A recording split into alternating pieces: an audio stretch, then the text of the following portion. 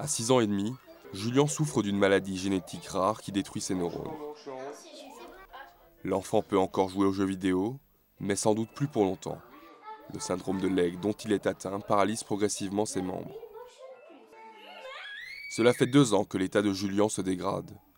2 ans aussi que ses parents côtoient un monde médical qui les dépasse.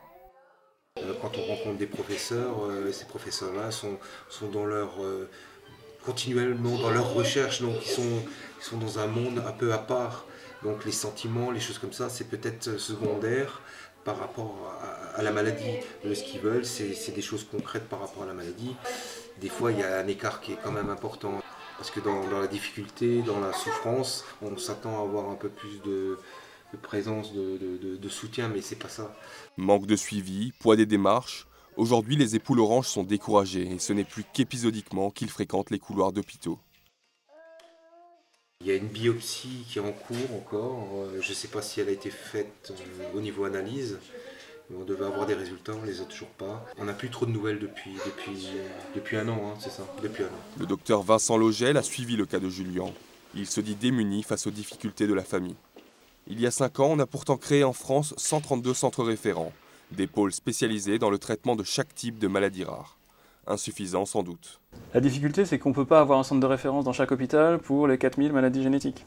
Et que donc forcément, il y a une répartition à avoir sur le territoire.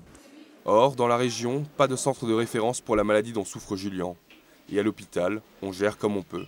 C'est la mission des centres de référence d'organiser le suivi. Donc, on fait le suivi comme on peut lorsque c'est hors du centre de référence, mais avec forcément des problèmes. Assurer un meilleur suivi des patients et une optimisation de la recherche, c'est le combat du docteur Hélène Dollfus. Elle milite pour la création à Strasbourg d'un pôle régional destiné aux maladies rares. L'idée, regrouper les acteurs de la génétique pour plus d'efficacité. Donc avec un projet comme ça, on touche énormément de patients, on touche beaucoup de disciplines médicales et on touche aussi beaucoup de disciplines scientifiques. Mais forcément, tout cela a un coût.